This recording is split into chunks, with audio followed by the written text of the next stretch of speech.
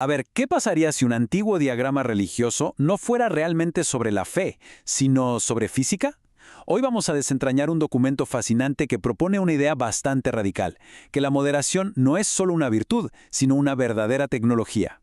Esa es precisamente la pregunta que nos va a guiar. Vamos a dejar de lado por un momento las interpretaciones de siempre para explorar una posibilidad distinta. La idea de que un diagrama del siglo XVII sea, en el fondo, un esquema técnico para el hardware del equilibrio humano. Bueno, vamos a meternos de lleno.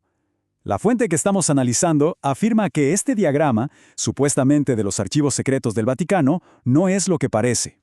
Se nos presenta como un manual de algo llamado AetherTech, o sea, tecnología del éter, un concepto bastante curioso que vamos a desglosar.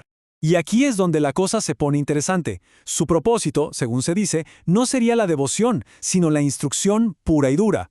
Un manual diseñado para el espíritu rebelde, para esa persona que busca cómo navegar un sistema diseñado para controlarla. Para poder entender la solución que propone este mapa, primero tenemos que entender el problema que, según la fuente, intenta resolver. Hablamos de un sistema, una especie de Matrix que funciona llevándonos a los extremos. Fíjense qué interesante cómo se plantea aquí el conflicto. Por un lado, el sistema nos empuja hacia el miedo constante, y por el otro, a una euforia que es totalmente artificial, vacía. La fuente sostiene que, al mantener a la gente oscilando entre estos dos polos, el sistema drena su energía vital, un concepto que el texto llama lush, para alimentarse a sí mismo. Ok, pero ¿cómo lo logra?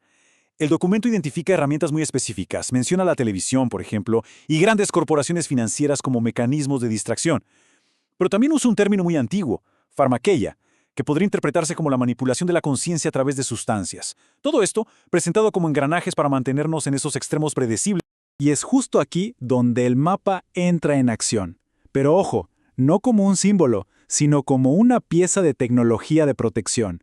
Vamos a decodificar su geometría, empezando por ese vórtice de pensamiento que, según se dice, genera un escudo de luz.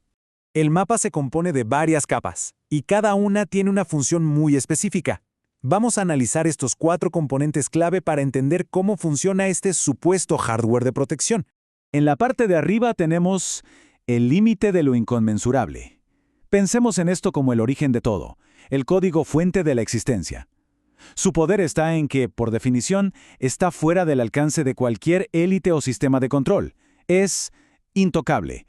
Esta banda que vemos en el centro es el corazón del sistema de defensa, y la fuente insiste mucho en esto. No se trata de una creencia o un dogma, sino de una ley de frecuencia. Es la proporción, el equilibrio, lo que crea un escudo protector de forma natural. Esta cita del texto original lo dice todo, ¿no? La idea es que el equilibrio no es una postura pasiva, sino una especie de camuflaje energético. Una vida en moderación se vuelve, por así decirlo, ilegible, invisible para esas fuerzas que se alimentan de los extremos. Las figuras que parecen ángeles se reinterpretan aquí de una manera muy particular. No serían seres religiosos, sino personificaciones de frecuencia. Pensemos en ellas como fuerzas que interactúan con nuestro ADN. Su efecto, ya sea para sanar o para distorsionar, depende completamente de nuestra propia sintonía, o sea, nuestro estado de equilibrio las atrae o las repele. Y por último, ese borde ovalado del diagrama, pues no es decorativo, es una advertencia. Marca el dominio de lo que un humano puede manejar de forma segura. Intentar ir más allá sin la preparación correcta se describe como algo peligroso, como abrir portales de los que es muy difícil volver intacto. Muy bien, ya vimos el mapa, el hardware, ahora pasemos a la persona que está diseñada para usarlo. La fuente lo llama el Homo Sanus, que vendría a ser el humano sano o integrado. Esta definición es potentísima. Se aleja de la biología que conocemos para presentar al humano ideal como un procesador soberano. La salud, en este contexto, es la inmunidad al biohackeo del sistema, o sea, la inmunidad a ser manipulado por los extremos de miedo y euforia. Y esta inmunidad, según el texto, se logra a través de la moderación. Y este procesador opera con un software biológico que se basa en 4 orientaciones. El norte es la restricción, el este, el impulso, el sur, la pasión y el oeste, la reflexión. El punto clave aquí es que ninguna de estas fuerzas es mala en sí misma. El verdadero peligro, según este manual, es quedarse atascado en una sola. Entonces, cuando juntamos todas las piezas, lo que emerge es un mensaje central. Una forma de sabiduría que se opone directamente al ruido y a la confusión de este sistema de control que se describe. Y aquí es donde todo cobra sentido. La verdadera victoria, según este mapa, no está en elegir la pasión por sobre la restricción o al revés. La sabiduría está en caminar por la cuerda floja, en la habilidad de mantenerse en ese centro equilibrado para evitar ser, como dice el texto, procesado por el sistema. Y lo curioso es que según esta fuente, este conocimiento no es nada nuevo. Se afirma que es una sabiduría antiquísima, que se puede ver en la historia si se sabe dónde mirar. El texto sugiere que civilizaciones como la mítica Tartaria o incluso las pirámides se construyeron siguiendo estos mismos principios de proporción. Un conocimiento que, según el autor, hoy se intenta borrar con el ruido constante de emergencias fabricadas.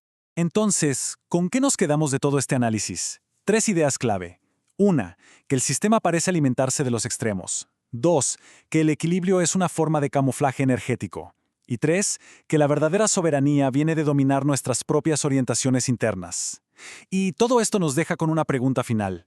En un mundo que nos empuja constantemente a tomar partido, ¿será posible que el acto más radical, la verdadera rebelión, sea simplemente la moderación? Una idea para seguir pensando.